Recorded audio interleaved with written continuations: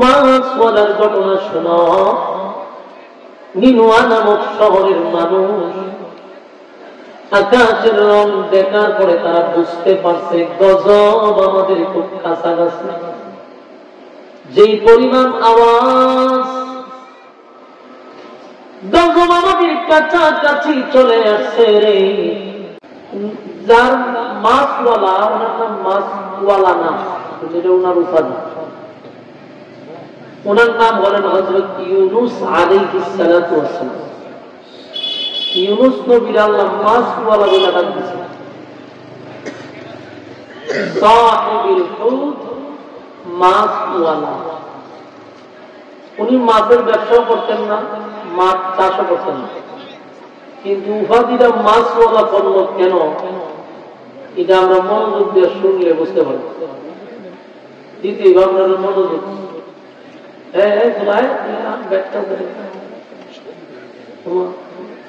যদি বয়স একবারে ছোট হলে হাসে কেন, হাসির কথা বলতে, হাসির কথা হইতো না বেশি, হাসাহাসি করা বন্ধ করেন, মনোযোগ দেন।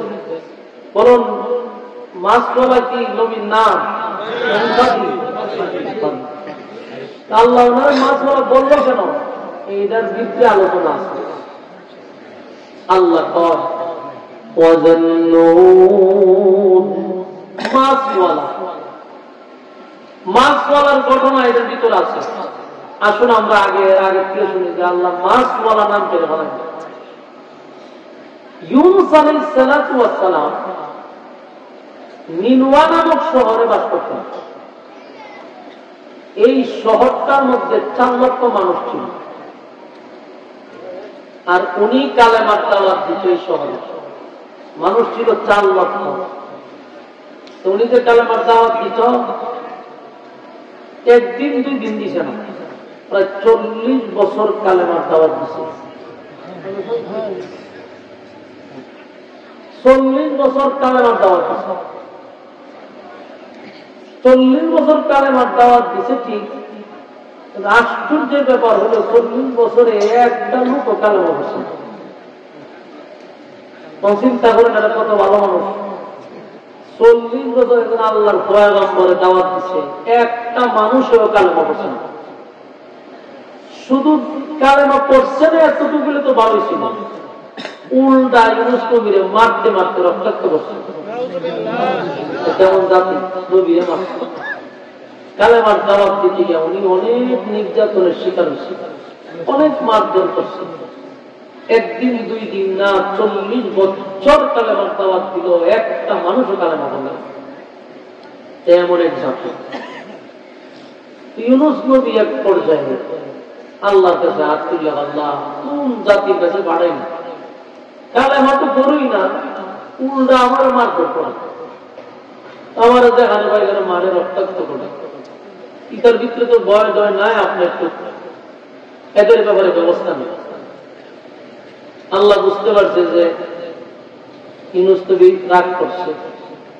আল্লাহ রাগ করেন না, এদেরকে একটা ভয় দেখা, আপনি গিয়া বলেন যে তোমরা যদি কালেমা না পড়ো তাহলে তোমাদের উপরে গজব দিবে আল্লাহ। ইউনূস নবী এদের কাছে গেছে, তার সম্প্রদায়ের কাছে গিয়া বলল যে আমি তোমাদেরকে 40 বছর ধরে কালেমার দাওয়াত দিতেছি, একত্ববাদী খোদা দাওয়াত তোমাদের কাছে পৌঁছাইতেছি, কিন্তু তোমরা কালেমা গ্রহণ করো না, উল্টা আমার উপরে তোমরা নির্যাতন করতেছ।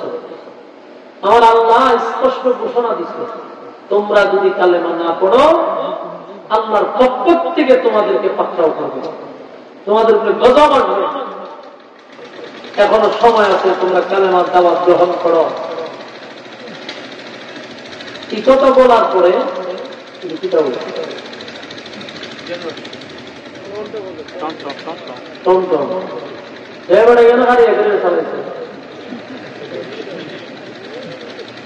এখন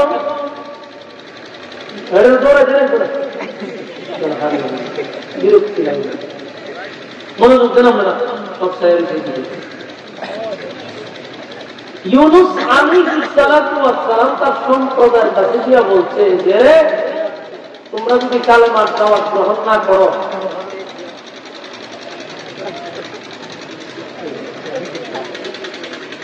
এদিকে থাকবো,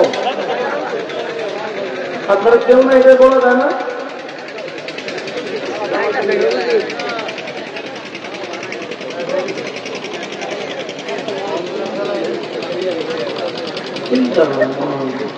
মনোযোগ দেব, শেষ কথা বন্ধু। ইউনূস আলাইহিস সালাতু ওয়াস সালাম ওনার সম্প্রদায়ের কাছে গিয়া স্পষ্ট আল্লাহর পক্ষ থেকে এই কথাগুলি জানাচ্ছে, কালেমা যদি তোমরা গ্রহণ না করো গজব কিন্তু তোমাদের উপরে আসবে।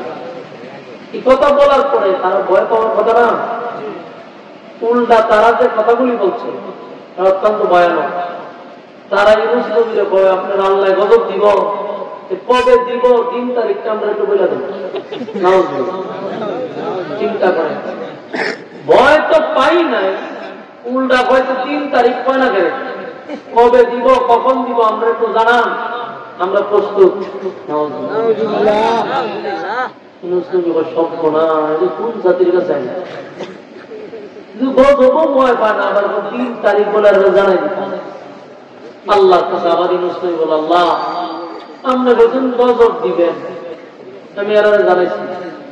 এটাতে এমন এক জাতি ভয় তো পাই নাই, উল্টা 3 তারিখ তাদেরকে জানাই দিতেন। আল্লাহ ঠিক আছে, আপনাদেরকে গিয়া বলেন আগামী 3 দিন 3 রাত সময় দিলাম, 3 দিন 3 রাত পরে আমি গজব দিব। কয় রাত পরে? 3 রাত পরে গজব দিব বলে দেন। ইউনূস নবী তাদের কাছে গিয়া বলল,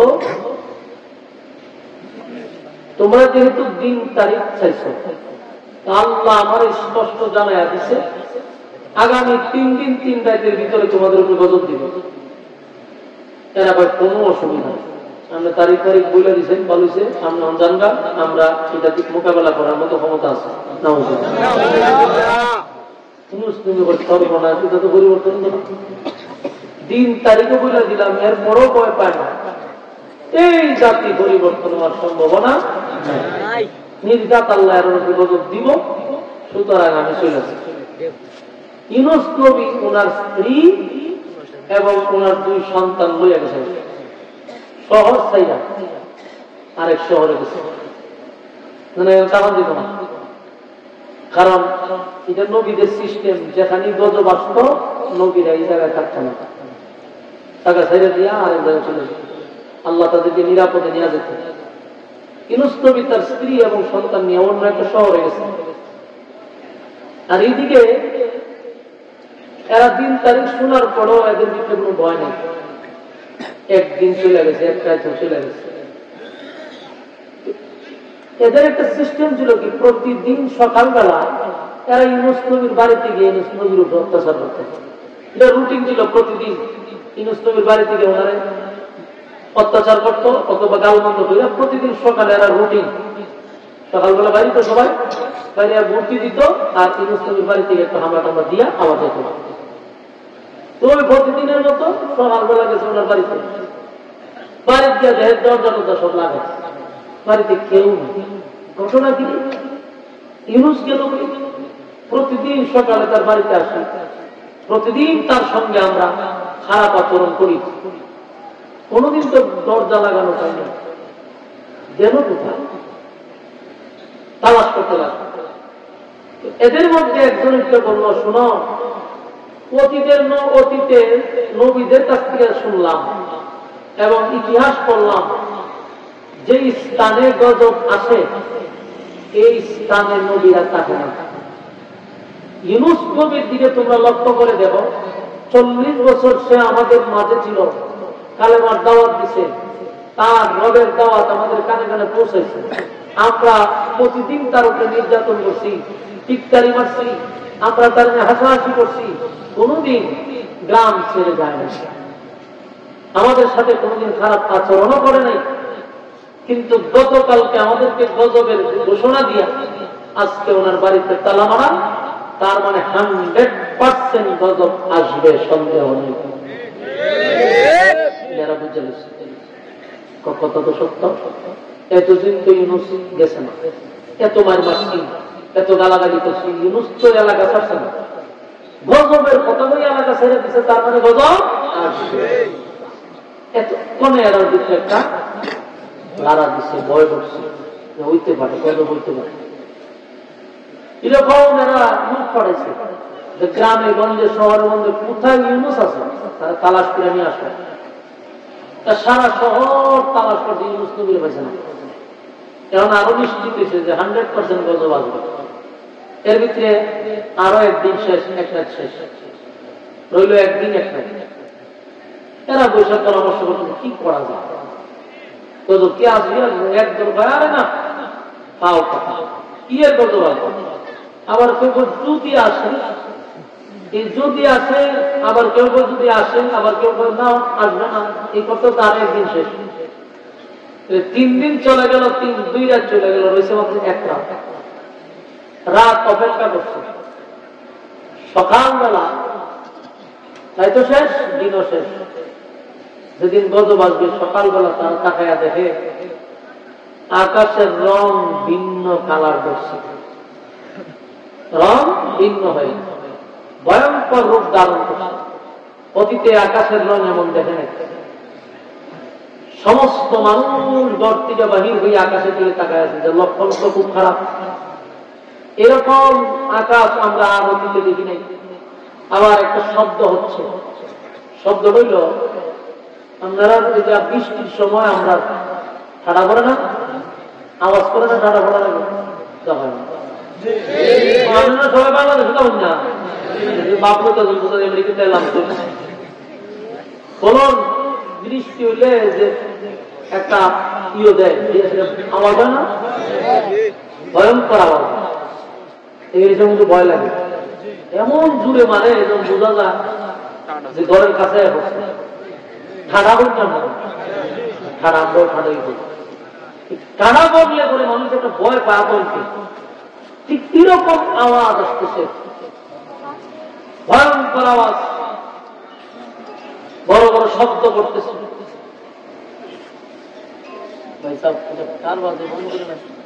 মোবাইল টোবাইল সাইলেন্ট করে নেন না।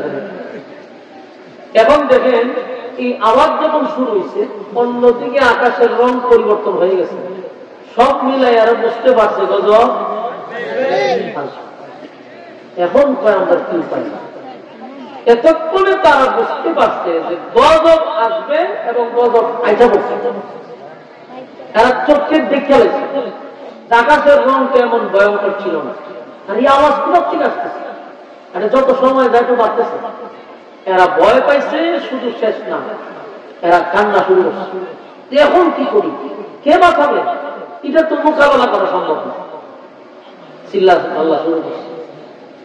এই পরিস্থিতিতে তারা বুঝতে পারছে গজব দেখে লাইছে আমরা চোখে। তাই নিনুয়া নামক শহরের মানুষ ঘর থেকে বাহির হয়ে সব খালি মাঠে দাঁড়িয়েছে। তারা এখন আমরা করণীয় কি, আমরা এখন কি করবো? তো এদের মধ্যে যে একটা কিছু বুঝে, কিছু ইতিহাস গাচ্ছে, অন্যান্য নবীদের জীবনী পড়ছে, এ দ্বারা এখন শোনো, ইউনুস আমাদেরকে 3 দিন আগে কিন্তু ঘোষণা দিয়ে গেছে, তখনও তোমাদেরকে হুঁশিয়ার করছি, তোমরা হাসি তামসা ঘুরে ঘুরে উড়াইছ, বলছো কত বাঁচবে না। দেখো আকাশের দিকে তাকায়, এরকম আকাশ কি কখনো দেখছো না? এমন শব্দ, ভয়ঙ্কর আওয়াজ কোনদিন শুনছো না? তো তাহলে অপেক্ষা করে কিছুক্ষণ পরে মাটির সাথে আমাদেরকে মিশানো হয়। এখন ভাই আমরা কি করবো, কি করবো? ইউনুসকে তো খবর, ইউনুসকে তো ভাইয়া রাখছি না, পুরা শহর বন্দর গ্রাম যা আছে সিরুল অভিযান দিয়েছে, কামে কম উনি চলে গেছে। আল্লাহ দর্শনী কথা হয় না। إذ ذهب مغاضبا فظن أن لن نقدر عليه মাসওয়ালার ঘটনা তোমরা শোনো। মাসওয়ালার ঘটনা আল্লাহ বর্ণনা করতেছে। মাসওয়ালার ঘটনা শোনো। নিনুয়া নামক শহরের মানুষ আকাশের রং দেখার পরে তারা বুঝতে পারছে গজব আমাদের খুব কাছাকাছি। যেই পরিমাণ আওয়াজ, গজব আমাদের কাছাকাছি চলে আসছে রে, কে আজকে আমাদের পাশে দাঁড়াবে? এই গজবের মোকাবেলা ঠিক করবে। এদের মধ্যে একজনে দ্বারা কেন খুব চিল্লা ভাল্লা করছিল, তোমরা মোকাবেলা করো না, তোমরা বুঝতে পারিনি। এবার কেন্দ্রের করে হায় হায় ইউনুস 40টা বছর আমাদের দ্বারে দ্বারে ঘুরছে। 40টা বছর একাধারা তার নবীর দাওয়াত আমাদের কানে কানে পৌঁছাইল। হায় রে, ইউনুস রে মূল্যায়ন করলাম না, কালেমা তো গ্রহণ করলাম না, উল্টা তার উপরে নির্যাতন করলাম, উল্টা তার শরীরে আমরা আক্রমণ করলাম, রক্তাক্ত করলাম। আমরা আমাদের নবীর উপরে আক্রমণ করছি। উনি তো আল্লাহর পয়গম্বর ছিল, উনি আমাদেরকে গজব আসবে কথা বলার পরেও আমরা হাসি তামসা করছি, বলছি দিন তারিখ যেন ঠিক করে দেয়। ইউনুস আমাদেরকে দিন তারিখ ঠিক করে দিল, এরপরও আমরা ভয় পাইলাম না। যদি তখন আমরা ভয় পাইতাম আর ইউনুস থাকত, আজকে ইউনুসের কাছে গিয়ে ক্ষমা চাইতাম, ইউনুসের কাছে ক্ষমা চাইতাম, ইউনুসের রবের কাছে আমরা ঈমান আনতাম, ইউনুসের রবকে আমরা মেনে নিতাম, ইউনুসের রবের উপর আমরা ঈমান আনতাম। কিন্তু আজকে কোথাও ইউনুসকে পাওয়া যায় না। এখন আমরা কার কাছে যাব? ইউনুসকে যদি পাইতাম গো, হাতে পায়ে ধরে আমরা তার কাছে মাপ চাইতাম, অতীতের সব আচরণের জন্য ক্ষমা চাইতাম, আমরা তার কালেমা পড়া ঈমান আনতাম, আমরা তার রবের কাছে ক্ষমা চাইতাম। কান্না শুরু করছে, কিন্তু ইউনুস পয়গম্বরের তো পাওয়ার কথা না। ইউনুস নবী তো এই শহর থেকে আরেক শহরে গেছে, পাগল পাগল হইয়া তারা তালাশ করতেছে। অন্যদিকে আকাশের রং সময় যত যায় রে তত ভয়ঙ্কর হইতেছে, আওয়াজটা বিকট থেকে বিকট হইতেছে। এদের মধ্যে একজন দাঁড়ায় বলে, নামক শহরের মানুষ শুনো, ইউনুসের সন্ধান করে আর কোন লাভ নেই। আমরা যদি ইউনুসের তালাশ করতে থাকি, এর ভিতরে গজব আমাদেরকে পাকড়াও করবে, এর ভিতরে আমাদেরকে ধ্বংস করে দিবে। সুতরাং আমাদের যতটুকু সামর্থ্য আছে আমরা এতটুকু পর্যন্ত আগাইতে থাকি। যেহেতু ইউনুস নাই, ইউনুসের কাছে গিয়ে ক্ষমা চাইতে পারবো না, ইউনুসের হাতে কালেমা পড়তেও পারবো না। কিন্তু আমরা যদি নিজেরা ইউনুসের রবের উপরে ঈমান আনি, আমরা যদি রবের কাছে মাপ চেয়ে নেই, হয়তো বা রব আমাদের প্রতি রাগ করবেন না, গজব সরাইয়া দিবেন। এই উদ্দেশ্যে সবাই খোলা মাঠে দাঁড়াইয়া, সবাই একত্রিত হইয়া আল্লাহ দরবারে হাত তুলে কান্না শুরু করছে। সেজদায় পইরা কান্দে, হাত তুলে কান্দে আর বলে, মালিক বুঝতে পারি নাই, অন্যায় করছি, অপরাধ করছি গো, নিজের নবীর উপর আমরা অত্যাচার করছি, নিজের নবীরে আমরা রক্তাক্ত করছি। বারবার কালেমার দাওয়াত লইয়া আসছে, কিন্তু আমরা তারে মূল্যায়ন করি নাই। আল্লাহ আজকে আপনি রাগান্বিত হয়ে গেছেন, আমাদের মাথার উপরে গজব, উপায় থাকবে না, উপায় থাকবে না, উপায় থাকবে না। আল্লাহ ইউনুস যদি থাকতো, আমরা সবাই ইউনুসের কাছে গিয়ে মাপ চাইতাম। আল্লাহ ইউনুস থাকলে তার হাতে কালেমা পড়তাম, অতীতের সব গুনার উপরে লজ্জিত হয়ে যেতাম। কিন্তু ইউনুস নাই, কার কাছে যাব, কার কাছে ক্ষমা চাইব? আমরা নিজেরাই আপনি রবের উপরে ঈমান আনলাম, আপনি ছাড়া কেউ নাই, আপনি এক অদ্বিতীয় আমরা বিশ্বাস করলাম, ঈমান আনলাম, সবাই মিলা কালেমা পড়তে লাগলো। ইউনুস নবীর রাসূল পয়গম্বর হিসেবে মেনে নিল। এরপরে সেজদায় পড়িয়া এমন ভাবে কান্না শুরু করছে আর বলে, মালিক নিজের মাথায় নিজে কুড়াল মেরে দিচ্ছে, আমরা বুঝতে পারি। আল্লাহ আমাদেরকে আপনি মাফ করে দেন, অতীতের অপরাধের জন্য আমরা লজ্জিত। যেই মাত্র 4 লক্ষ মানুষ নিনুয়া নামক সময়ের মানুষ কেননা রুল পালায়া দিল, তখন আমার আল্লাহ ডাক দিয়ে বলে, জিবরাইল রে, আমার গজব তো নাফরমানের জন্য, নাফরমানের জন্য, কোন মুমিনের জন্য আমার গজব না। আমি তো গজব দেওয়ার কথা নাফরমানদের উপরে, কিন্তু এই শহরের প্রত্যেকটা মানুষের তওবা আমি আল্লাহ গ্রহণ করছি। চিৎকার দিয়ে বলুন সুবহানাল্লাহ। আমার যুবক ভাইয়ের একটা জবাব বললো, আল্লাহু আকবার। আপনাদের ইমানের আওয়াজ হয় না, জুড়ে কোন আল্লাহু আকবার। ইমানের আওয়াজ দিয়ে বলুন আল্লাহু আকবার। মালিকের কত মায়া রে, মালিকের কত মায়া, কত মায়া, কত মহব্বত। মালিক বলে, জিবরাইল কথা তো ছিল নাফরমানের উপরে গজব দিব, কিন্তু নাফরমান নাই রে, সব আমি মালিকের কাছে। তারা লজ্জিত হয়ে গেছে, অতীতের সব গুনার উপরে লজ্জিত, ভবিষ্যতে এমন করবে না, আমার সাথে ওয়াদাবদ্ধ। আমি আল্লাহ তাদের উপরে গজব দিব না। জিবরাইল গজব উঠায় নেয়, সাথে সাথে আসমানের কালার পরিবর্তন হইতে লাগলো, আওয়াজ বিকট থেকে বিকট শব্দটা কমে যাইতে লাগলো। একটা সময় আকাশ পরিবর্তন হয়ে গেছে, বিকট থেকে বিকট আওয়াজ বন্ধ হয়ে গেছে। নিনুয়া নামক শহরের মানুষগুলা বুঝতে পারছে আমাদের তওবা আল্লাহ কবুল করছে, আমাদের ডাক মালিক গ্রহণ করছে। এবার নিনুয়া নামক শহরের উপর থেকে গজব উঠায় নিছে, কিন্তু এখন তাদের মনে একটা কষ্ট, হায় রে, আমাদের নবী গেল কোথায়, আমাদের নবী গেল কোথায়। ইউনূসের প্রতি তাদের দরদ আর মায়া মহব্বত, কারণ আমাদের পয়গম্বর, আমাদের পয়গম্বর কোথায়, পয়গম্বরের কাছে ক্ষমা চেয়ে নিব। পয়গম্বরে পাগল পাগল হইয়া তালাশ করে, কিন্তু ইউনূস নবী শহরে নেই। ঘটনাক্রমে অনেক দিন চলে গেছে, ইউনূস নবী ওই শহরে আসে না। হঠাৎ ইউনূস নবী যে শহরে থাকতো, এই নিনুয়া নামক শহর থেকে একজন লোক সেই শহরে গেছে। ঘটনাক্রমে ইউনূস নবী ওই লোকের সাথে সাক্ষাৎ করছেন। ইউনূস নবীর এসে চিনতে পারেন। ইউনূস নবী নিজের চেহারা দেখে ওই লোকের সঙ্গে কথা বলল, আপনার বাড়ি কোথায়? নিনুয়া নামক শহর। আপনি কখন আসছেন? বাড়িতে গতকাল আসছেন।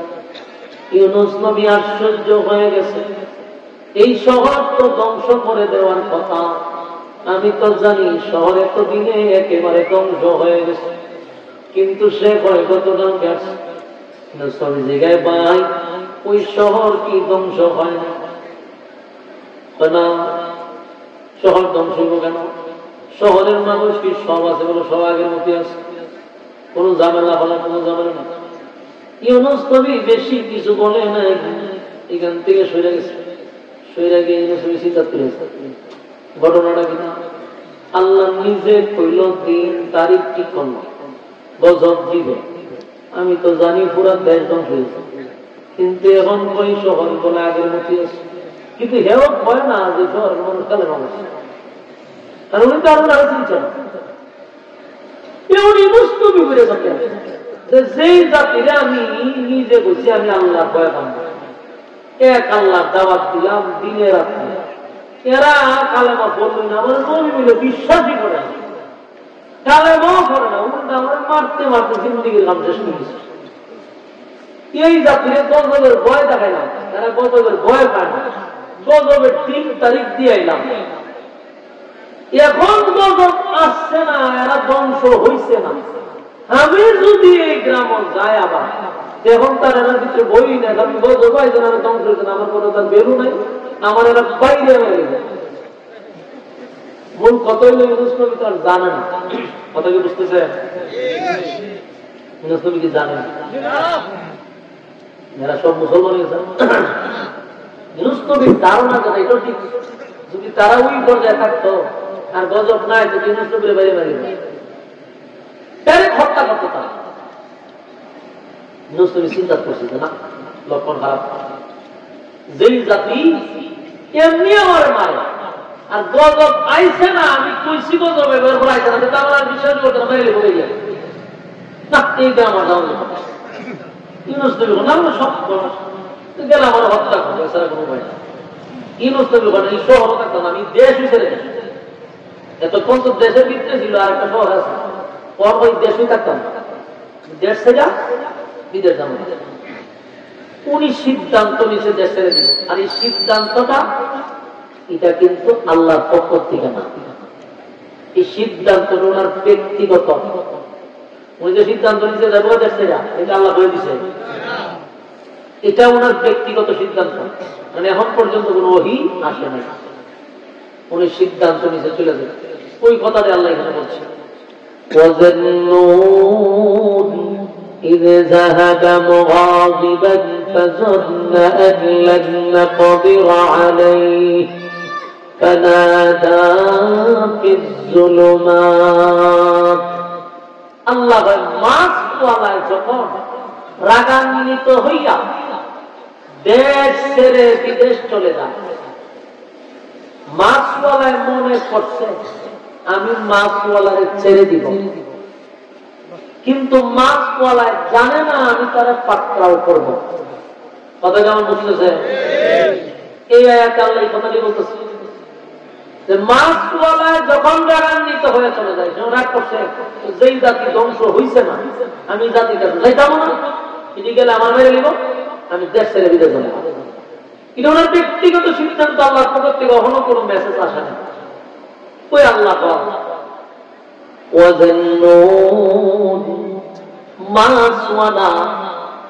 মাছওয়ালায় যখন রাগান্বিত হইয়া দেশ ছাইরা বিদেশ যাওয়ার সিদ্ধান্ত নিছে, মাছওয়ালায় মনে করছে আমি তারে ছেড়ে দিব, কিন্তু মাছওয়ালা উচিত ছিল আল্লাহ বার্তার অপেক্ষা করা, ওহী আসবে তারপরে সিদ্ধান্ত নেওয়া। আল্লাহর পক্ষ থেকে কোনো সিদ্ধান্ত আসে নাই, কিন্তু মাছওয়ালা নিজে নিজে সিদ্ধান্ত নিয়া দেশ ছাইরা বিদেশ যাওয়ার সিদ্ধান্ত নিছে। আল্লাহ إذ ذهب مغاضبا فظن أن لن نقدر عليه فنادى في الظلمات। মাছওয়ালা মনে করছে আমি তারে ছেড়ে দিব, মাছওয়ালা রাগান্বিত হইয়া দেশ ছেড়ে বিদেশ যায়, কিন্তু আমি আল্লাহ মাছওয়ালারে পাকড়াও করছি। বলুন আল্লাহ কি করছে? আপনারা বিরক্ত করতেছে, আমার ডাবল ডাবল ডাবল ডাবল সুবিধা। আপনারা যত বিরক্ত হবেন তত আমার সারার একটা সুবিধা হইতেছে। এইরকম লড়া করা গল্প চক্র করলে কিন্তু আলোচনা মন মানুষের না থাকে না। আমরা কইলে আমি বয়ান বুঝাইলে কথা বুঝছেন নি, কারণ লক্ষণ আপনার খারাপ। আমি কিন্তু একটা আদা করে আমি আদা চিনি, তখন স্লোগান দেওয়া শুরু করতাম যে কে যায় আপনারা সবাই বলবেন মোনাফিক যায়, মোনাফিক যায়, দেয়া দিব মিছিল একটা জনমের জন্য। যদি ইজ্জত দেখা দিলে বয়ে থাকবো, আর যদি বলো আমার ইজ্জত নাই, একটা বেজ্জিত চালু বলে তুই যাই তোর সাথে কোনো ওয়াজ নাই, ঠিক নেই, যার ইজ্জত আছে বয়ে থাকতে একান্ত যদি আমাদের শিশি ধরে কিন্তু আমরা যাই না, অথবা বিড়ির নেশা যদি ধরে দুইটা টান দিয়ে আবার আইতে যাওন যেত না, মানে ওয়াদা করতো বিড়ির নেশা ধরছে তারা ভর্ত দিতাম, মানে আমার এই 1 ঘন্টা ওয়াজ দিতে মানে বিড়ি ছেড়ে দিব কোনো কাম হতো। তাই আমরা দুইটা টান দিয়ে আবার চলে একবার মানছে যাইতেছে টান দিল। আমার কথা চলে যাচ্ছে মাসাল্লাহ একটা পালাটা সুযোগ দিচ্ছে, আমরা দুইটা টান দিয়ে আচ্ছা রাখবো টান দিয়ে আয় বলুন মনে হয়েছে না আমার কথা। হ্যাঁ মজা খায়ান না, কিন্তু মজা করে ওই জন্য আমি চাইতেন বেড়া হবে আমার কি বলতে এদিকে তখন কথা বুঝতে পারছেন। আপনারা কি শোনার আগ্রহ আছে? গীতটা তো আমরা আর জীবনে মনে হয়, কিন্তু গীতটা যদি কোরআন থেকে হয় সেটা অথেন্টিক ভেজাল মুক্ত। আমরা তো শুধু চলে বাবার গীতটা, কাল্পনিক গীতটা, ল্যাংটার গীতটাতে, জড়ার গীতটাতে, বীরের গীতটা, বাপরে বা বীরের যে গীতটা রয়েছে বাংলাদেশে,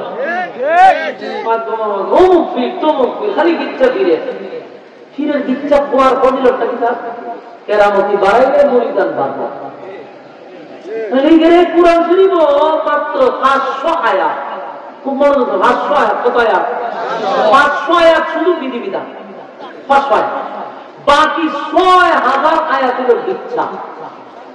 কোরআনে এত ইচ্ছা থাকতে আমরা বাবার আদর লাগবে করে। আর কোরআনের ইচ্ছা এত মজা, আল্লাহর ইচ্ছা বলছে। কোরআনের ইচ্ছা তো আল্লাহ নিজে বলছে, এর থেকে মজার ইচ্ছা আছে বাবার আদর করে। এর উদ্দেশ্য না, উদ্দেশ্য ছিল বাবা নিয়ে আওয়াজ করলে, বাবার কেরামত করলে, বাবার দরবার মানুষের বেশি। ফিরের ইচ্ছা অন্তত মানুষের ব্রেন বসাই গেছে, কোরআনের ইচ্ছা মজা লাগে না। বলতেছি ডাইরেক্টলি আমরা তাফসিরও পাইবেন এই ঘটনাটা। আমি যেমন বলতেছি পুরো তাফসির থেকে পুরো হুবহু কপি করে আমি আনছি। আমি বাবার ইচ্ছার থেকে এখানে আনছি। আপনারা মনোযোগটা কেড়ে দিতেন না, ছেড়ে দিতাম। আর 10-15 মিনিট আমার সময় দিত, আমি শেষ করে দিতেছি। আল্লাহ মাছ তোলার মনে করছে তারে আমি পাকড়াও করবো না, কোন ছেড়ে দেব। কিন্তু মাছ বলায় জানে না আমি আল্লাহকে তার পাকড়াও করছি, কারণ সিদ্ধান্ত আল্লাহর পক্ষ থেকে আসে নাই। উনি ব্যক্তিগত সিদ্ধান্ত ছেড়ে দেব, এটা তো মাছ বলায় রাগান্বিত হয়ে গেছে। আর নবীওয়ালা কাজ এইভাবে রাগান্বিত করা, এটা আল্লাহর অপছন্দ। তাই আল্লাহ রাগান্বিত হয়ে বলছেন, তুমি তো রাগান্বিত হয়ে চলে যাও, তুমি মনে করছো তোমার আমি ধরতাম না, আমি তোমার পাকড়াও করছি। মাছ বলায় তো রাত্রিরা ওনার স্ত্রী আর 2 ছেলে লইয়া রওনা দিছে, যাবো বিদেশ যাবো। রাস্তার যখন যাওয়া শুরু করছে, 3 রাস্তার মোড় আইসে পড়ে কিছু বকাটি গুলা বানাচ্ছে না, আপনার ওদের সাথে নাই বকাটে। কিছু মুলাহান দেখবেন মাইয়াহান কলেজও যান অথবা স্কুলে যায়, কিছু কিছু ঘুরতে ঘুরতে যান। এর কিন্তু কলেজও নাই আর স্কুলও নাই, এলে বেকার খবরে সভাপতি অথবা সহসভাপতি। এই মাইয়ার ভিতরে ভিতরে একটু যায়, ওই স্কুল পর্যন্ত যায়। মাইয়া ধরে স্কুল আবার এটা হ্যাক দিও কি বুঝছেন নি, এটার আবার বকাটে। এইরকম কিছু বকাটে তখনও ছিল। এরা রাস্তা ইউনুস নবী সহ বাচ্চা বাচ্চা সহ বউ সহ ঘেরাও করেছে। ঘেরাও করে বাংলারা কই যাবেন, আমরা যাবো জাহাজে, জাহাজে ওঠার জন্য যাবো নদীর পাড়ে। হ্যাঁ আমরা জানি আমরা 2 ছেলে নিয়ে, কিন্তু আমরা 2 মিটারে চালাম।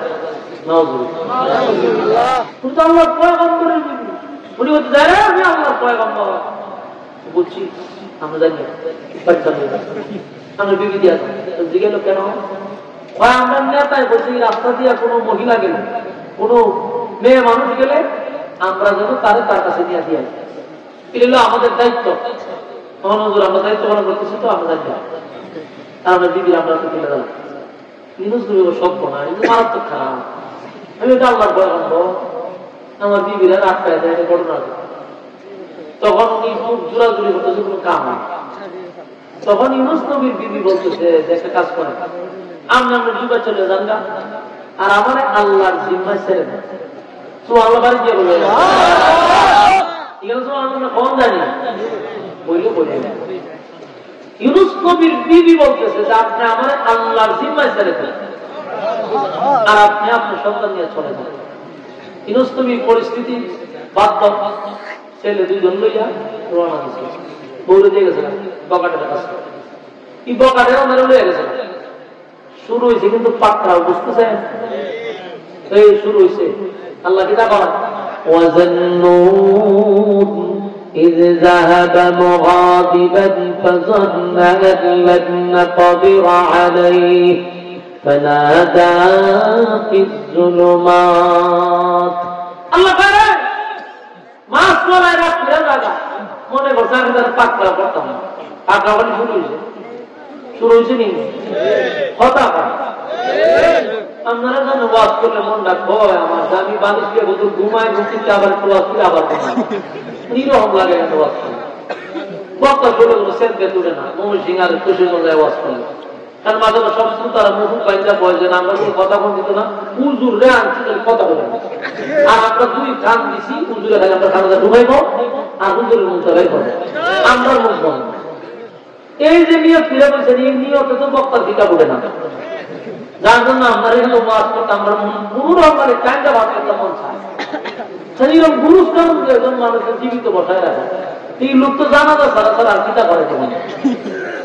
আপনারা দেখলাম মানুষ এখানে জিন্দা আছে, বোঝানি করবেন না, মাঝে মধ্যে হ্যাঁ মাঝে মধ্যে না, মাঝে মধ্যে সুবহানাল্লাহ আল্লাহ বললে বোঝা যায় না আপনারা জীবিত আছেন।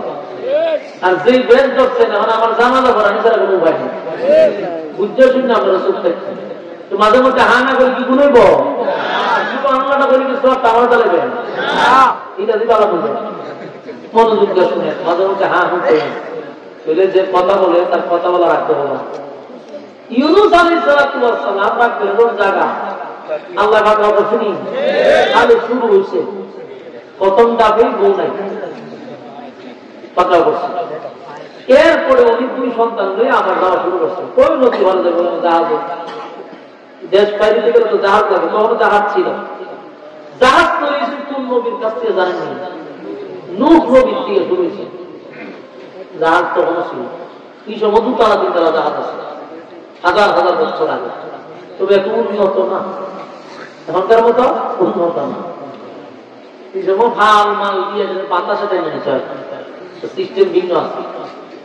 তো উনি নদীর ভাড়া যাওয়া শুরু করছে, নদীর ভাড়া যাওয়ার সময় বউ তো নাই, বাচ্চা করছে শুরু হয়ে গেছে, বউ নাই, 2 ছেলে নিয়ে নদীর ভাড়া খালি যাত্রীবাহী জাহাজ এই নদীর পাড়ে আছে। কিন্তু পাড়ে যে আছে এখন তো যে উন্নত, এখন কি আমরা ভানিত না জাহাজ উঠানো লাগে না, জাহাজ আমরা ভাবা দাঁড়াই, জাহাজে ভাবা বোতায় উঠে না, এখনকার সিস্টেম জাহাজে দেখেন মাথা দিয়ে বোতায় উঠেন, আমরা নিজেরা উঠি, এবং ভিআইপি একটা স্টেশন থাকে, তখন কি উন্নত যুগ আছে, যখন জাহাজ উঠতে গেল ওরা ভারত কম লাগছে, প্লেনটা রশি বাইরে বাইরে টাইনা টাইনা ঘুরু ঘুরু লাগছে, এটা কিন্তু তখনকার যুগের সিস্টেম। ইউনূস আলাইহিস সালাম বাচ্চা লইয়া যে লামবো জাহাজ উঠবো, পানির তলাম থেকে মিনিমাম কবর পর্যন্ত লাইন এরপরে রশি ধরবো, রশি সিঁড়ি যে আছে তাকে রশি দিয়ে বান্ধা আছে, যেমন না ধীরে ধীরে ধীরে ঘুরু ঘুরবো। এখন ইউনূস নবী নিচে নামছে, 2 ছেলের তাকে জাহাজ উঠতে পারত, এক ছেলের কুলো দিছে আর এক ছেলের নদীর ভালো রাখছে, যে এটার পিছলে বলা এত নিয়ম। উনি গেছে উঠতো জাহাজ লইয়া, যে জাহাজ উঠতে গেছে নদীর নামছে, পানি আসলে কমর পর্যন্ত, পানি আসলে শান্ত, যেই উনি পানি ফাড়া দিতে পানি গেছে অশান্ত।